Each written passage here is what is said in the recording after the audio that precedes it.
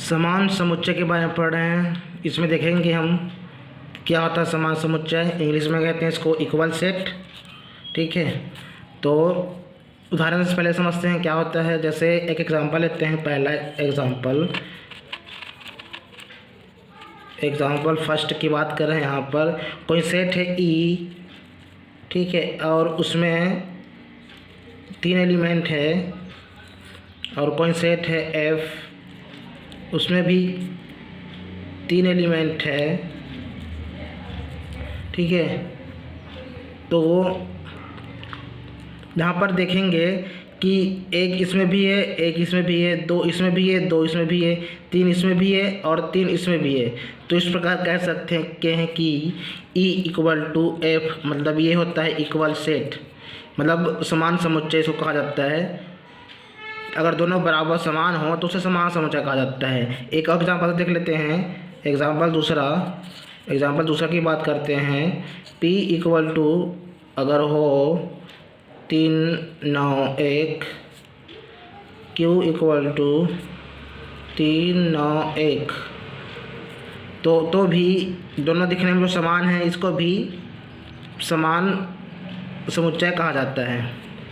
यहाँ पर हम देखेंगे क्रम। समुच्चय में क्रम का कोई मायने नहीं रखता।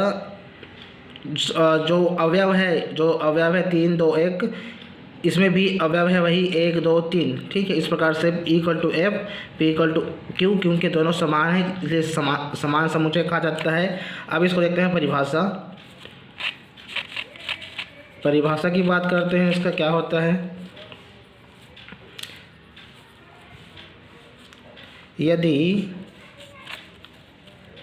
ए, मैं यहाँ पर ए ले रहा हूँ, ठीक है, इसको ए भी कर सकते हो या ई एफ कर सकते हो उदाहरण। ठीक है, मैं इसको ए ले रहा हूँ। यदि ए का प्रत्येक अवयव, यहाँ पर इसको कहा था ए का,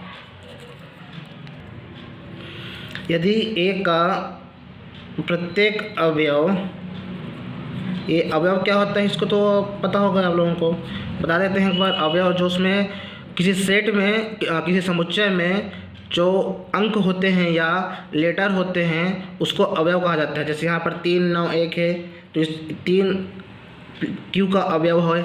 इसको संकेत रूप में ऐसे लिखते हैं 3 अवयव क्यू। ठीक है, इसको लिखते हैं ये अवयव है, मतलब 3 अवयव है क्यू का, 9 अवयव है क्यू का और 1 अवयव है क्यू का। इस प्रकार से अवयव के रूप में लिखा जाता है। तो अवयव उसका एलिमेंट, इंग्लिश में कहते हैं उसके एलिमेंट। जैसे 3, 9, 1, इसको अवयव कहा जाता है। तो परिभाषा दिख रहा है हम लोग। यदि ए का प्रत्येक अवयव बी का भी अवयव है,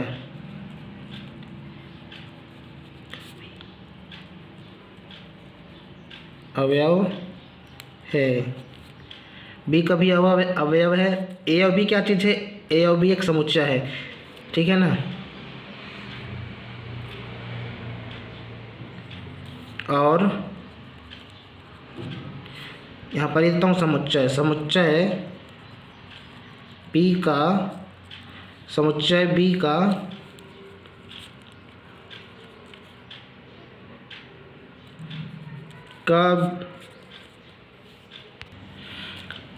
का प्रत्येक और समुच्चय बी का प्रत्येक अवयव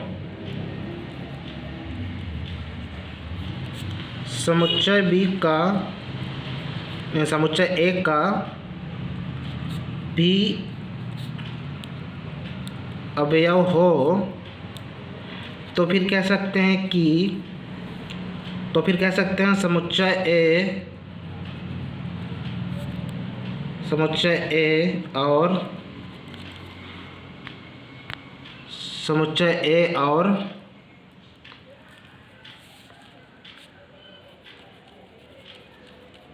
समुच्चय बी समान समुच्चय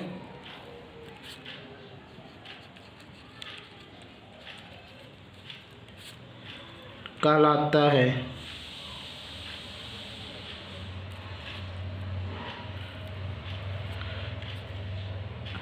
इस प्रकार से इसका परिभाषा हो गया। एक बार पढ़ लेते हैं परिभाषा। यदि ए का प्रत्येक अवयव बी का भी अवयव है और मतलब समुच्चय ए का प्रत्येक अवयव समुच्चय बी का भी अवयव है और समुच्चय बी का प्रत्येक अवयव समुच्चय ए का भी अवयव हो तो समुच्चय ए और समुच्चय बी समान समुच्चय कहलाते हैं। इस प्रकार से इसका परिभाषा हो गया। एग्जाम्पल भी दे देते हैं एक और। मान ए इक्वल टू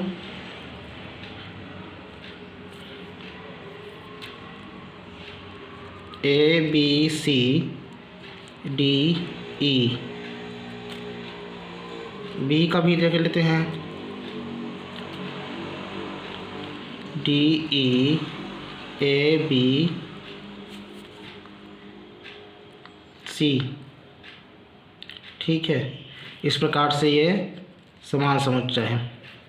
मतलब ए बी सी डी ई, तो डी ई ए बी सी मतलब सभी में समान है तो तब कहेगा ए इक्वल टू बी।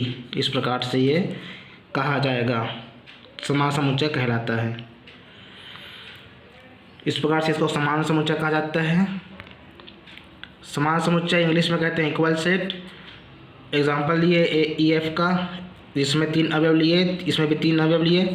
उदाहरण 2 भी, एग्जाम्पल 2 ये भी एग्जाम्पल है। एग्जाम्पल 2 पी 391 क्यू 391 ये समान है तो पी क्यू भी समान हो जाता है। या तो इस रूप में रहेगा या तो सेम रहेगा। किसी भी रूप में अगर रहता है तो उसको समान समुच्चय कहा जाता है। ए का प्रत्येक अवयव बी का भी अवयव है। इस प्रकार से हम परिभाषा देख लिए थे, ठीक है। ए 3 2 5, इसमें भी 5 अवयव हैं। D E A B C, D E A B C दोनों में समान समुच्चय, दोनों में समान अवयव है। अवयव कहा जाता है या एलिमेंट कहा जाता है, इंग्लिश में उसको एलिमेंट कहा जाता है, ठीक है। इस प्रकार से समान समुच्चय कहा जाता है। मतलब अगर दोनों समुच्चय के इसको दोनों समुच्चय का अगर एलिमेंट अवयव समान हो तो उसे समान समुच्चय कहा जाता है। इस प्रकार से सब्सक्राइब जरूर करें। नॉलेज एंड अदर चैनल का नाम है।